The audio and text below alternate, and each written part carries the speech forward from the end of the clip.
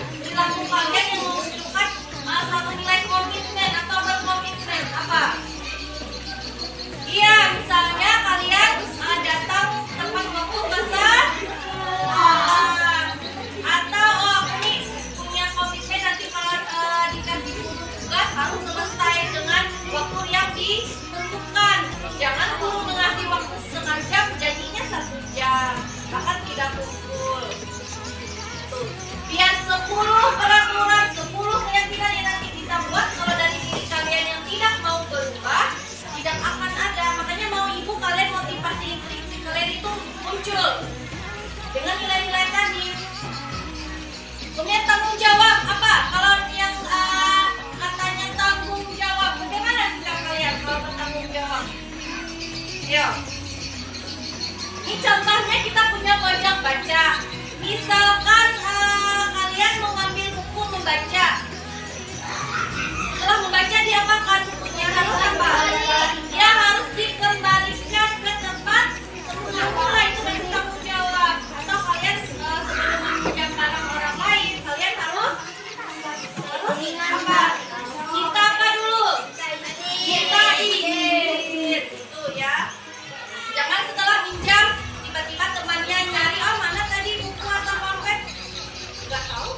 Jangan bawa. Nah, artinya kita tidak bertanggung jawab. Itu nantilah nilai-nilai itu nanti yang akan kita masukkan ke dalam kesepakatan kelas yang nantinya akan jadi keyakinan kelas. Kalian yakin dulu. Kalau yakin insya Allah akan tumbuh untuk keyakinan itu di diri kalian. Ini bisa dilaksanakan dengan setulus hati. Ya, itulah. Hari ini di awal tahun baru, bukan hanya kelasnya yang baru, tapi ada kesepakatan atau keyakinan yang akan kita buat baru lagi. Waktu kelas 5 sudah kita pernah membuatkan yang ada tanda tangan kalian. Nah di kelas 6 ini lagi kita akan buat baru lagi. Nah pada pertemuan sebelumnya Ibu sudah menjabarkan nilai-nilai kebajikan apa yang ada untuk kita membuat kesepakatan yang nantinya akan kalian yakini dan menjadi suatu menjadi keyakinan kelas. Nah sekarang Ibu ingin mendengar curhatan hati kalian dulu. Kita curhat pendapat dulu. Maunya kesepakatan apa yang ada di kelas kita ini supaya kelas kita ini nanti aman, nyaman, tertib, disiplin. Tentunya kalian akan nanti setelah meyakini suatu keyakinan di kelas, tugas kalian nanti akan mandiri, tanggung jawab dan lain-lain. Artinya bukan kehilangan tapi harus dilaksanakan atau dilakukan untuk sekali. Oke, sebelum kita mulai curhat pendapat nih, Ibu minta berdiri dulu semuanya. Kita speaking dulu, ini kasih motivasi pagi dulu biar semangat semuanya. Kita tepuk semangat dulu ya. Setelah tepuk semangat kita akan menyanyikan lagu Profil Pelajar Pancasila. Oke, kita mulai tepuk semangat dulu ya. Berdiri sebelah sini. Kita mulai hitungan ketiga. 1, 2, 3. Tepuk semangat.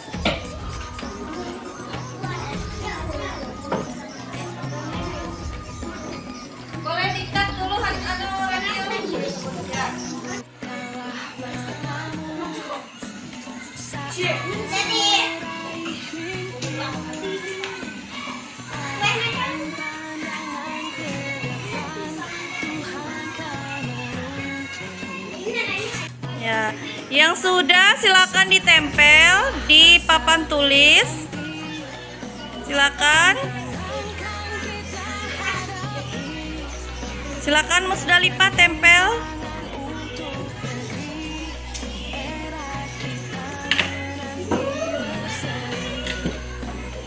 Yang lain silakan.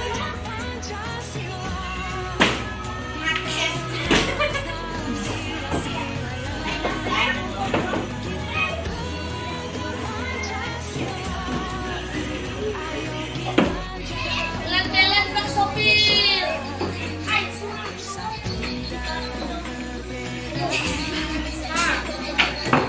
Pelan-pelan Pak Sopir.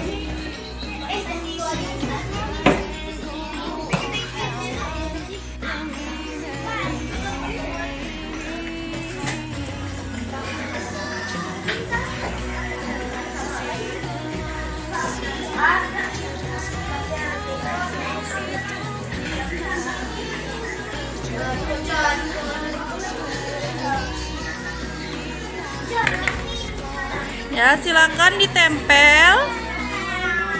Disusun nak ya. Ya.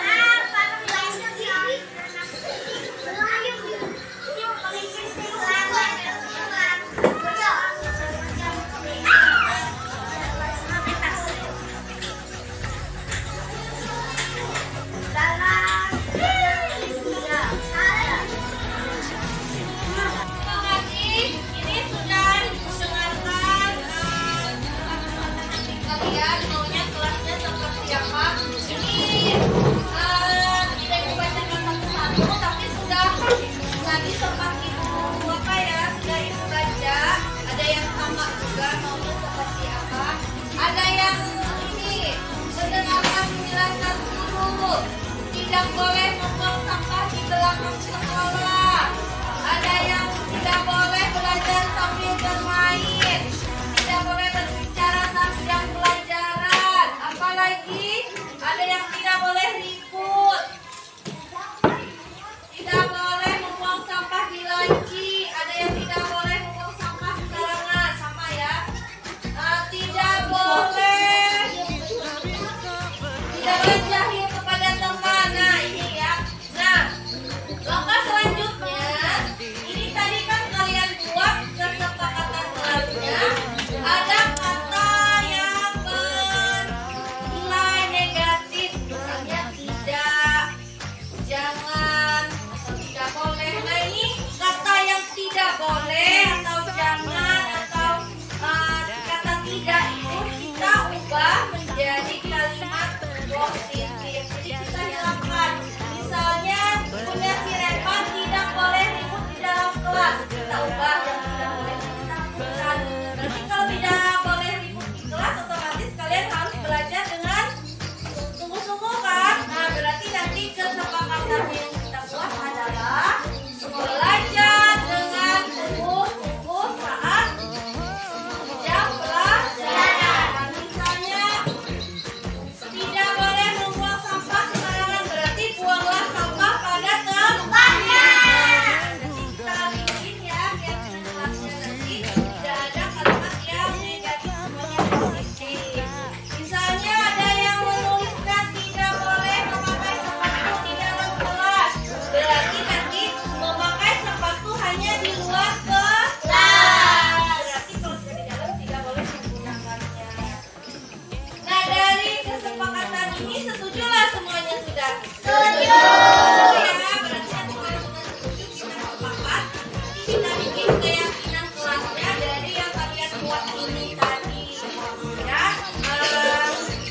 bisa kalian ubah ya yang kata jangan atau tidak boleh, yang negatif itu kalian ubah jadi kalimat positif.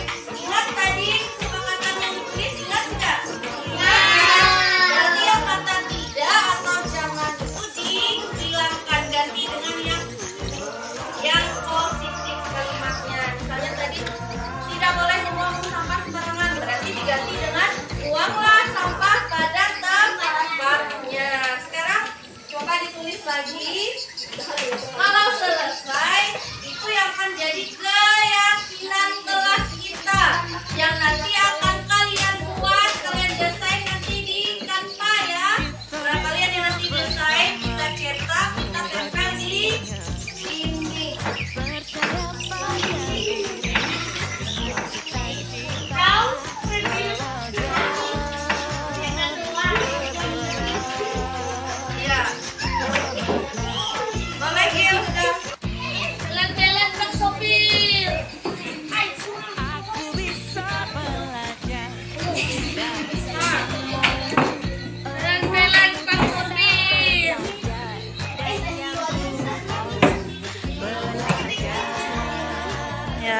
Yang sudah silakan ditempel di papan tulis. Silakan. Silakan Musdalifah tempel.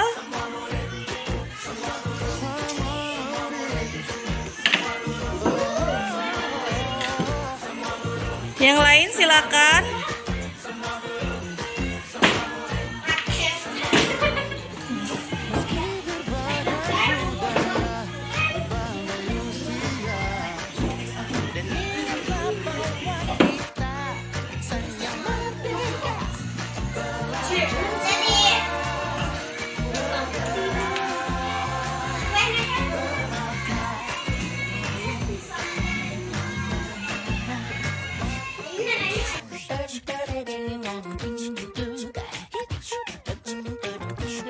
Kalau nanti jam olahraga silakan main bola sepuas-puasnya.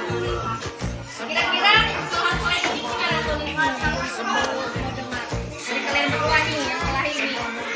Apa? Kamu tetap musuhan, diam-diaman atau yang mana baiknya? Seperti keyakinan kelas kita kalau menghargai berarti apa? Kalau setelah kita berkelahi apa baiknya?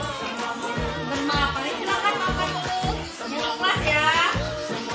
Ikhlas ya, jangan ulang lagi ya, jangan ulangi lagi. Silakan kembali ke tempat duduk. Kami tadi pagi Ibu dapat laporan dari Ibu Siti selaku guru mapel agama Islam bahwa kamu tidak mengumpulkan tugas yang diminta oleh Ibu Siti. Iya Bu, jadi saya tidak mengumpulkan tugas yang diminta oleh Bu Siti. Seingat kamu berapa kali tugas yang belum kamu kumpulkan selama Ibu Siti mengajar? Kalau tidak salah ada 4 kali Bu. Wah, banyak sekali. Menurut kamu apakah tindakan kamu itu suatu kesalahan atau bukan? Salah Bu. Iya betul, itu tindakan yang salah. Melakukan kesalahan itu manusiawi, tapi jika dilakukan secara berulang-ulang berarti itu disengaja. Kalau boleh Ibu tahu, kenapa kamu sering tidak mengumpulkan tugas? Saya sering bercanda dan main-main Bu, tapi tidak mengumpulkan tugas. Gitu. Padahal teman kamu yang lain masih bisa kok mengumpulkan tugas, tapi kenapa kamu malah tidak mengumpulkan tugas? Artinya teman kamu walau saat pembelajaran berlangsung sambil bicara atau bermain, tapi mereka tetap menyelesaikan tugas yang diberikan. Baiklah, sekarang kita akan cari cara untuk memperbaiki kesalahan kamu. Setuju? Setuju Bu. Baiklah, sekarang Ibu tanya, apa alasan kamu sering bicara dan main-main saat proses pembelajaran? Sering tidak paham dengan tugas yang dan malas menulis. Oh begitu. Sekarang kamu tahu tidak jadi anak yang malas itu baik tidak? Tidak Bu. Apa kerugian yang kita dapatkan bila kita malas? Dan kita tidak selesai Bu. Iya betul, dengan malas pekerjaan kita tidak ada hasilnya. Iya Bu.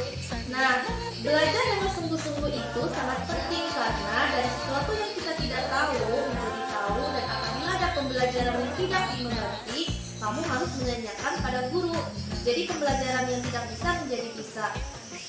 Dan nilai saat kamu mengumpulkan tugas itu adalah salah satu penilaian untuk menentukan nilai rapor yang nantinya akan berpengaruh dengan baik atau tidaknya kamu. Jadi jangan main-main lagi di kelas ya. Ya Bu. Nah, sekarang kamu sering berbicara dan main-main di kelas. Apakah sudah melanggar keyakinan kelas kita? Ya benar Bu. Sekarang Ibu tanya, keyakinan kelas apa yang sudah kamu langgar? Saya harus fokus belajar dengan baik dan mengumpulkan tugas yang diminta oleh guru. Dan bila ada pelajaran yang tidak bisa pada guru. Ya, betul. Jadi kamu harus belajar dengan sungguh-sungguh. Nah, sekarang Hanif, Ibu ingin tanya, apa solusi yang dapat kamu lakukan untuk memperbaiki kesalahan kamu? Saya harus fokus belajar, tidak boleh main-main saat jam pembelajaran, dan harus menyelesaikan dan mengumpulkan tugas yang diminta oleh guru. Dan apabila ada pelajaran yang tidak bisa dimengerti, harus bertanya pada guru. Iya, bagus sekali solusi yang akan kamu lakukan. Baiklah, Ibu harap nanti kamu harus benar-benar melaksanakan apa yang akan menjadi perbaikan atas tindakan kamu tadi ya. Iya Bu. Nah, sekarang silakan kamu kembali ke kelas. Baik Bu, terima kasih. Sama-sama. Pagi Ibu mendapat laporan dari seksi kebersihan kelas, yaitu Naila, bahwa kamu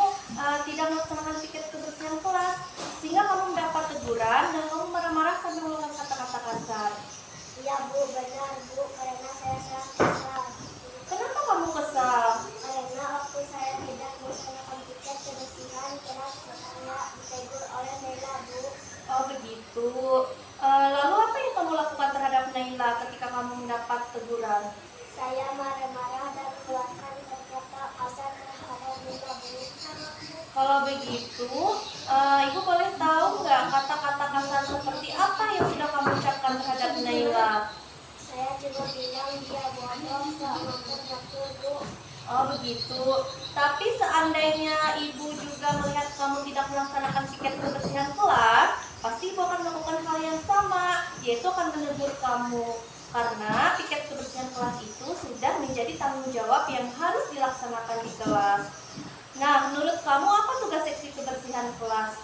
Membantu melaksanakan piket kebersihan Bu. Oh, iya betul sekali, yaitu memantau dan membantu pelaksanaan piket kebersihan kelas. Sekarang Ibu tanya, apakah mengeluarkan kata-kata kasar itu merupakan sikap yang baik? Tidak. Ya betul, sangat tidak baik. Baiklah, sekarang kita coba pikirkan tindakan kamu tidak melaksanakan piket kebersihan kelas dan marah-marah sampai mengucapkan kata-kata kasar. Apakah sudah sesuai dengan keyakinan kelas kita? Nah, jadi menurut kamu keyakinan kelas apa yang sudah kamu langgar? Di keyakinan kelas tertulis harus melaksanakan piket kebersihan kelas. Jangan terus tanggung jawab dan harus saling menghormati antara teman di kelas. Iya, betul, harus melaksanakan piket kebersihan kelas dengan penuh tanggung jawab dan harus saling menghargai antar teman di kelas.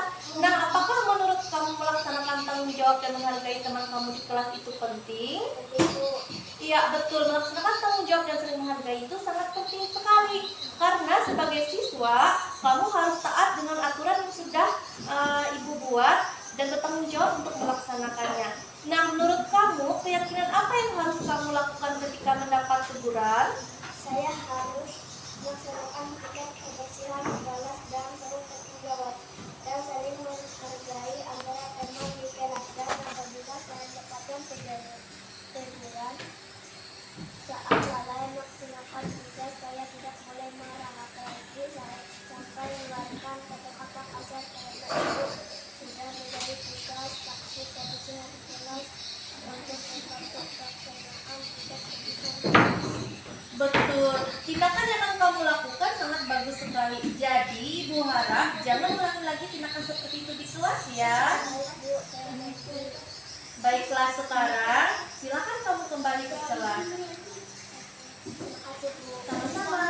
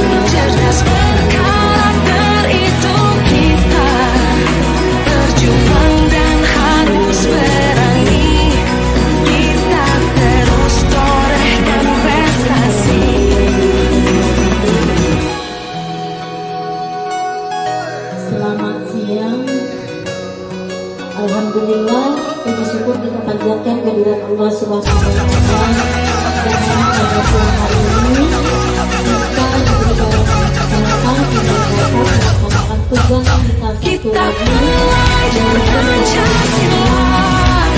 kita bernafas dalam sila-silanya.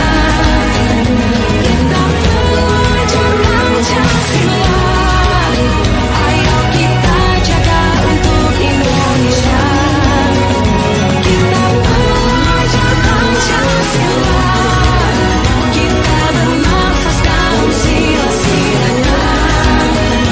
Kita belajar Pancasila. Ayo kita jaga untuk Indonesia. Ini untuk mengikuti kegiatan sosialisasi pemahaman dan penerapan budaya positif sebagai optimalisasi budaya positif di SD Negeri 2 Jambu. Tujuannya adalah supaya kita dapat menerapkan budaya positif ini di satuan pendidikan kita, khususnya pada modul 1.4.A.9, yaitu di modul 1.A.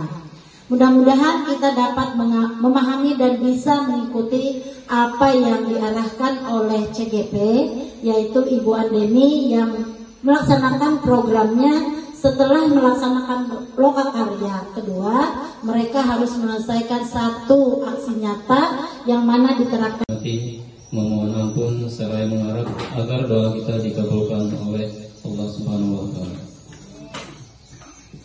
Amin amin ya Allah ya rabbal alamin. Bismillahirrahmanirrahim. Allahumma inna nas'aluka salamatan fid din wa 'afiyatan fil jasad wa ziyadatan fil ilmi wa barakatan fil rizqi wa tawbatan qabla al-maut wa rahmatan inda al-maut wa maghfiratan ba'da al-maut.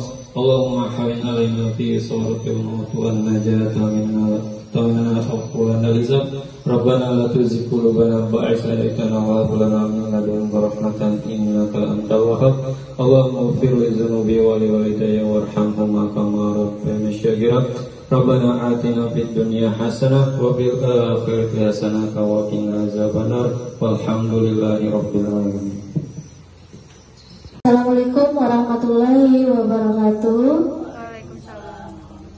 Selamat siang Bapak Ibu guru semua. Mohon izin ulun berdiri di depan bukan untuk menggurui Bapak Ibu semua, tapi di sini kita sama-sama mencari satu tujuan dan mencari satu kesepakatan sekaligus pemahaman dalam aksi nyata di modul 1.4, yaitu sosialisasi pemahaman dan penerapan budaya positif sebagai optimalisasi budaya positif di SD Negeri 2 Jambu.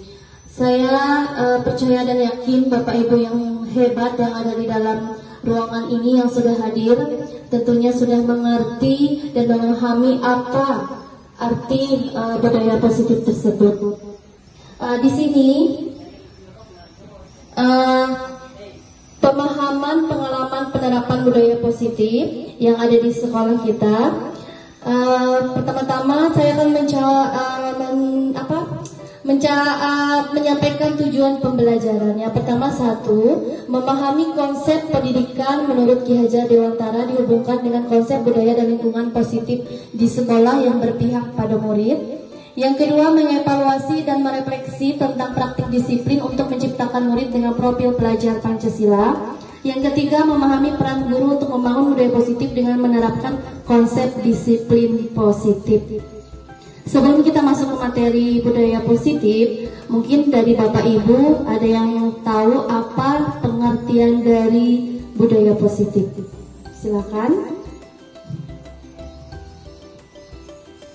Mungkin bisa Bapak Indra, silakan Bapak. Budaya positif itu dilaksanakan sesuai dengan tujuan pendidikan menurut Ki Hajar Dewantara yang menuntun segala kodrat yang ada pada anak agar mereka dapat mencapai keselamatan dan kebahagiaan yang setinggi-tingginya baik sebagai manusia maupun sebagai anggota masyarakat. Iya, betul sekali. Menurut menurut Ki Hajar Dewantara, budaya positif itu dilaksanakan sesuai dengan tujuan pendidikan menurut Ki Hajar Dewantara itu sendiri, yaitu menuntun segala kodrat pada anak agar mereka dapat mencapai keselamatan dan kebahagiaan yang setinggi-tingginya, baik sebagai manusia maupun sebagai anggota masyarakat. Namun dari budaya positif menurut Ki Hajar Dewantara ini ternyata kita ada sebuah ilusi atau pemikiran tentang peran kita sebagai guru. Ini yang di modul 1.4 ini ada seorang ilmuwan yang nanti akan saya tayangkan di slide untuk menyamakan atau mencari satu tujuan kita bersama, kesepakatan bersama mengenai konsep budaya positif menurut Ki Hajar Dewantara. Nah, di modul budaya positif ini ada beberapa materi. Yang pertama ada perubahan paradigma belajar, ada disiplin positif, ada motivasi diri manusia, ada kebutuhan manusia, ada posisi kontrol restitusi, keyakinan kelas, dan segitiga restitusi. Kita masuk di perubahan paradigma belajar, Bapak Ibu. Pembelajaran dengan paradigma baru itu dirancang berdasarkan prinsip pembelajaran yang terdiferensiasi, sehingga setiap siswa belajar sesuai dengan kebutuhan dari tahapan perkembangan untuk mewujudkan profil pelajar Pancasila.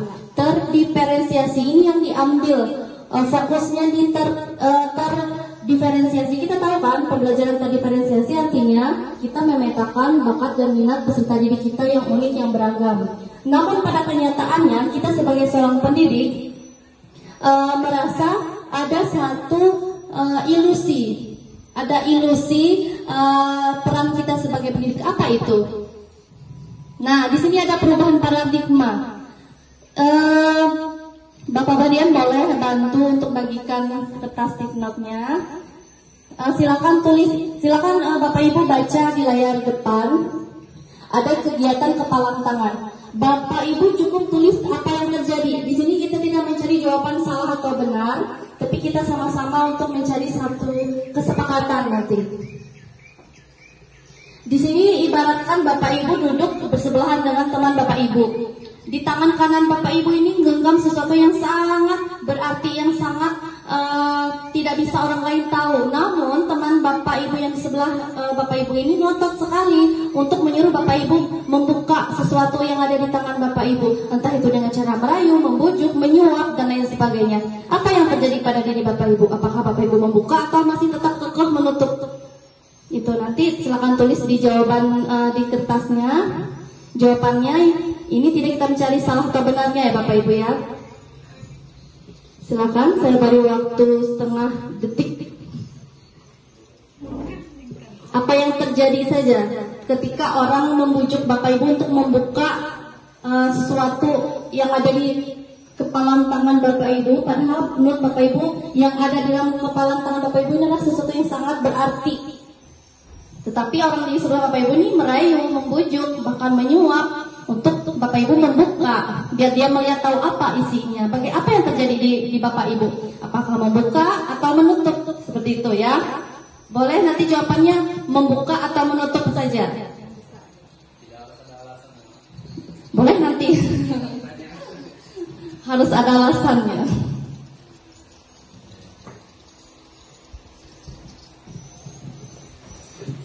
Oke.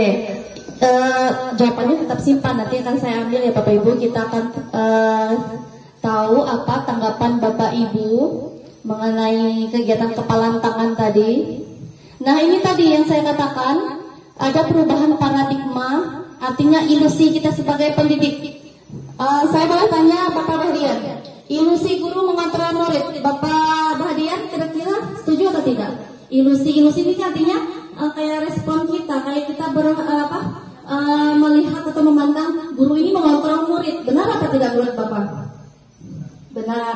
Kemudian ada ilusi bahwa kritik dan membuat orang merasa bersalah itu dapat menguatkan karakter. Menurut Ibu Tia, benar apa salah? Atau setuju atau tidak gitu aja? Setuju. Kemudian ada ilusi bahwa semua penguatan positif, efektif, dan bermanfaat. Ibu Sumirna? Setuju. Kemudian ada ilusi bahwa orang dewasa memiliki hak untuk memaksa. Bu Siti Jikia? Setuju kata Ibu Siti Jikia. Kita akan cari jawabannya. Nah, ini ya. Ternyata di teori kontrol yang ingin Bapak Ki Hajar Dewantara juga kita sebagai pendidik ini paham, ini sesungguhnya yang memiliki kontrol ini siapa sebenarnya? Di stimulus, tahu nggak arti stimulusnya apa? Sebuah rangsangan atau dorongan ya, rangsangan atau dorongan untuk menanggapi atau merespon sesuatu. Ternyata kalau di stimulus kita nih, kita mencoba mengubah orang agar berpandangan sama dengan kita. Padahal kalau di teori kontrol yang diinginkan, itu sebenarnya kita berusaha, bukan mencoba mengubah, tapi cuma berusaha memahami pandangan orang lain tentang dunia. Jadi tidak ada istilah mencoba mengubah, tetapi berusaha memahami pandangan orang lain tentang dunia. Ini ada perilaku buruk dilihat sebagai suatu kesalahan. Kalau di teori kontrol, semua perilaku memiliki tujuan. Jadi jangan disalahkan.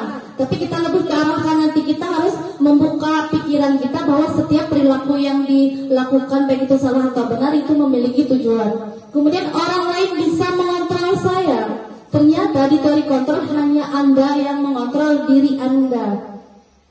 Artinya seperti yang saya suruh Bapak Ibu tadi jawab. Kira-kira ada yang menjawab tadi?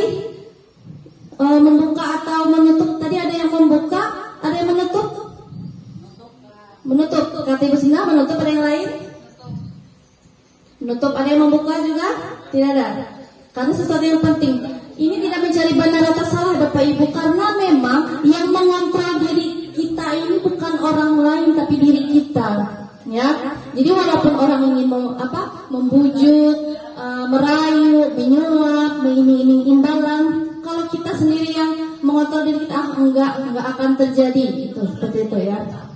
Kemudian saya bisa mengontrol orang lain tadi ya, Anda tidak bisa mengontrol orang lain. Ini ada lagi kelanjutannya Bapak Ibu.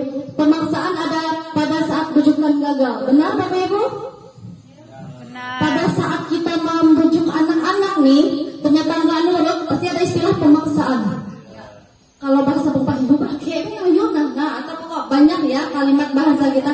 Ternyata kalau di teori kontrol itu tidak dianjurkan Bapak Ibu. Jadi kita lebih ke kolaborasi dan konsensus menciptakan pilihan-pilihan baru. Artinya mencari kesepakatan seperti apa yang baiknya. Jadi tidak ada istilah memaksa. Kemudian modal berpikir menang kalah. Ada yang tahu nggak maksud modal berpikir menang kalah? Kalau di teori kontrol itu modal berpikir menang-menang. Ini yang ingin saya sampaikan sebenarnya. Kalau di SD kita masih ada istilah berpikir menang kalah. Kenapa? Bapak Indra masalah lomba. Ada yang lain? Agar tercapai tujuan mulia, yaitu sesuatu menjadi seseorang yang kita inginkan berdasarkan nilai-nilai yang kita hargai. Ternyata di makna disiplin ini semua perilaku itu memiliki tujuan. Anak di saat tidak melakukan disiplin di sekolah atau melanggar tata tertib di sekolah, tentu semua perilaku itu memiliki tujuan. Tujuannya nanti ada di sebelahnya. Saya mau ke sini dulu Bapak Ibu.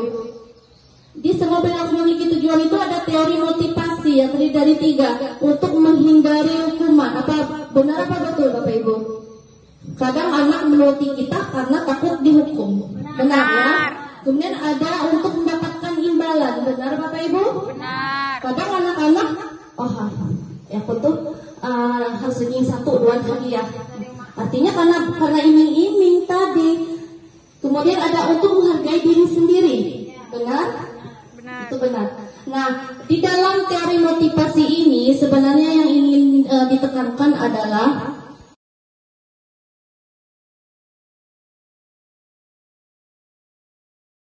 dengan penghargaan Bapak Ibu yang ingin kita sama mencari satu pemahaman bersama Bapak Ibu. Budaya kita di sekolah ini selalu memberikan penghargaan atau hadiah di saat pembagian rapot. Benar ya Bapak Ibu? Ternyata itu tidak dilarang, tetapi tidak dianjurkan. Dari kalimat itu mungkin kita bisa pahami sendiri. Tidak dilarang, tapi tidak dianjurkan. Kenapa? Kayak kita nih di IKM, implementasi kurikulum merdeka, kita tahu anak itu memiliki bakat minat mereka yang unik, yang beragam. Sampai kita mengelompokkan mereka, pembelajaran terdiferensiasi. Tapi kok kenapa kasih penghargaannya cuma untuk yang berprestasi? Itu nanti ada muncul banyak sekali hal-hal negatif. Makanya bukan lagi dikasih penghargaan, tapi lebih ke apresiasi atau pengakuan. Karena akan bisa bisa membuat anak-anak itu merasa mereka tidak dihargai pengorbanannya. Kadang, oh bu, ulun kim bu ay tamama di belajar, apa bu ay dari ranking. Terus kalau kita kasih penghargaan ke anak-anak yang tidak dapat peringkat itu seperti apa? Apakah kita cuma kasih yang peringkat 1, 2, 3 saja? Tapi nanti mungkin kita bisa ubah kalau kita sepakat ya Bapak Ibu. Kita ubah nanti kalau di saat pembagian rapor kita mengasih apresiasinya itu satu-satu ke depan. Kita ambil mana bagian positif dari mereka, jangan langsung nilaimu tuh rendah, nilainya kali tidak. Ambil, karena setiap anak walaupun nilainya tidak bagus, tapi tetap ada banyak yang bisa kita ambil dari kebaikan dari mereka. Misalnya bisa kita dalam bentuk simpati, empati dengan pekerjaan mereka, dengan dia menghargai ke teman-temannya, menolong guru-gurunya. Tapi jangan istilahnya kita kasih penghargaan hadiah misalnya buku hanya untuk peringkat 1, 2, 3. Itu yang mau yang mau dicari kesepakatannya di sekolah. Cuma kan kita memang dari dulu, dari zaman saya sekolah juga seperti itu. Kalau peringkat dapat hadiah, ternyata kalau di teori kontrol itu tidak dilarang tapi tidak dianjurkan, karena lebih banyak membuat anak-anak itu merasa tidak dihargai perjuangannya. Itu. Jadi kalau kasih penghargaan semuanya jadi kasih dalam bentuk apresiasi atau pengakuan. Cuma ya itu yang sulitnya, karena sudah menjadi kebiasaan kita yang berprestasi saja yang dikasih sebagai bentuk motivasi mereka, biar yang lain ikut termotivasi. Padahal tidak seperti itu di teori menurut Glaser tadi ya. Nah ternyata kalau kita kasih penghargaan cuma yang dapat peringkat, mereka akan merasa temannya saja yang diperhatikan. Mereka tidak, mereka sama-sama berjuang. Ini yang mungkin nanti kita kesepakati seperti apa baiknya, dan mudah-mudahan nanti teori ini bisa kita terapkan di sekolah kita walaupun pelan-pelan, tapi baiknya walaupun tidak langsung tidak langsung seperti apa yang diharapkan, karena kita juga ada berproses ya sambil sama memahami apa yang sebenarnya diinginkan dari pembelajaran budaya positif di sekolah ini. Sampai di sini mungkin ada yang Bapak Ibu tanyakan, saya persilakan.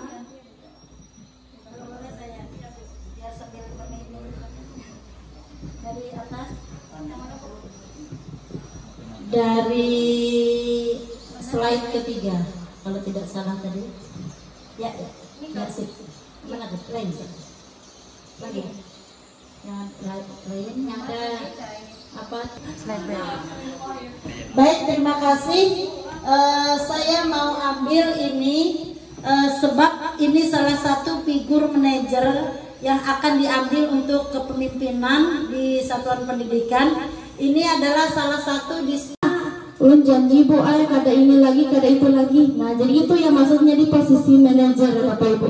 Jadi saat anak melakukan kesalahan, kita usahakan jangan langsung memponis, jangan langsung kasih hukuman dan sebagainya, tapi kita lebih cari tahu apa permasalahannya. Kemudian suruh mereka yang menyelesaikan sendiri solusi dari mereka. Mereka sendiri yang cari solusi, mereka sendiri yang melaksanakan solusi tersebut. Seperti itu. Namun di setiap posisi kontrol, segitiga restitusi, di teori motivasi tentunya yang lahir motivasi ini pasti dari dalam diri, ada juga yang dari luar. Kalau dia dari luar itu dinamakan motivasi ekstrinsik. Ini yang susah.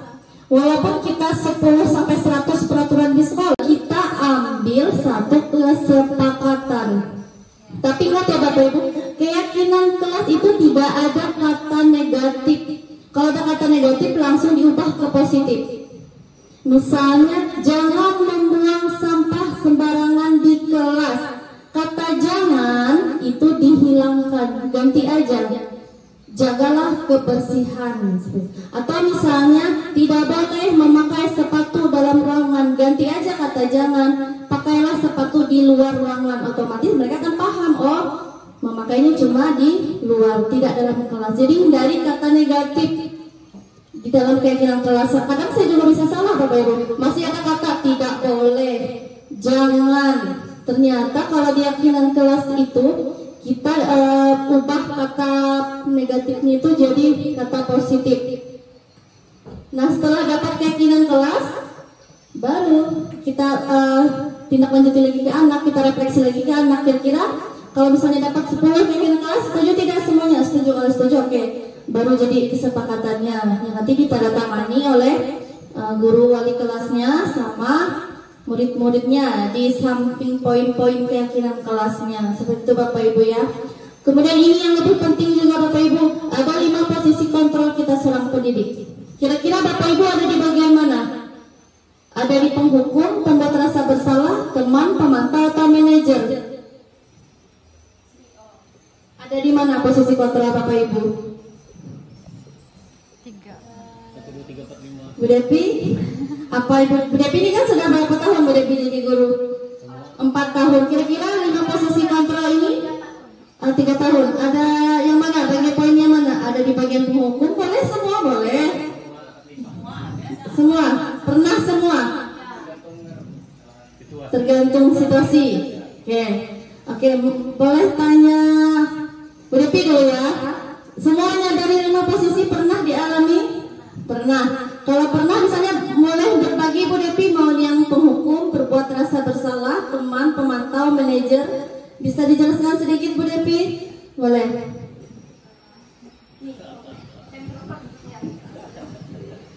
Kalau misalnya penghukum seperti apa gitu?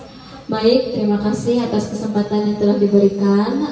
Menurut pengalaman saya selama 3 tahun mengajar, saya sudah pernah di antara 5 posisi kontrol saya pernah semua. Yang pertama penghukum, misalnya anak tidak mengerjakan tugas, jadi saya suruh apa dia mengerjakan di jam saya. Kalau dia tidak mengerjakan, dia tidak bisa ikut pelajaran yang selanjutnya.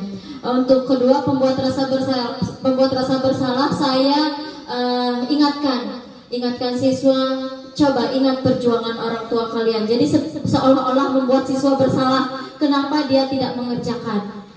Misalnya saya bilang, setiap hari berapa jajan kamu, berapa uang yang dikasih orang tua kamu, berapa nasi atau apa yang sudah diberikan orang tua kamu, tapi kamu datang ke sekolah tidak mendapatkan apa-apa. Teman, saya tanya, kalau saya sebagai teman, saya saling curhat lah. Saya tanya ke siswa, kenapa kamu tidak mengerjakan? Begadang karena apa? Main game. Nah seperti itu. Untuk pemantau, saya cuma ingat orangnya. Misalnya Pak Indra tidak mengerjakan, jadi saya lihat, oh ya Pak Indra, tapi saya cuma ingat, tapi saya tidak menghukum. Tapi nanti untuk nilainya hati-hati sama saya. Selanjutnya manajer. Kalau manajer itu kita seperti itu Bu Deni malah mengasih feedback, tidak mengasih ulasan kembali kalau sebagai manajer. Kalau manajer mungkin jarang. Yang paling sering itu pemantau. Saya orangnya bukan pendendam, tapi saya ingat, oh ya siswa ini nanti kalau dia tidak mau saya suruh minggu depan, bukan dia lagi yang saya suruh. Saya abaikan, itu kekurangan saya. Biasanya paling sering itu teman. Saya tanya, kamu kenapa kamu tidak mengerjakan? Ada masalah apa di rumah misalnya? Kan siswa kita berbagai macam, ada yang kerja, misalnya membantu seperti Supri kan, dia pulang sekolah ikut ke ladang atau apa. Saya tanya, saya sering sebagai teman curhat untuk siswa saya. Ya mungkin itu saja yang dapat saya sampaikan. Lebih dan kurangnya saya ucapkan mohon maaf dan terima kasih atas waktu yang telah diberikan.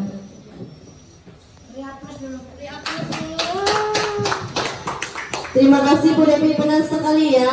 Di 5 posisi kontrol ini tentu kita sudah pernah mengalaminya. Kalau menurut Bapak Ibu yang paling idealnya posisi kontrol nomor berapa? Paling ideal nih?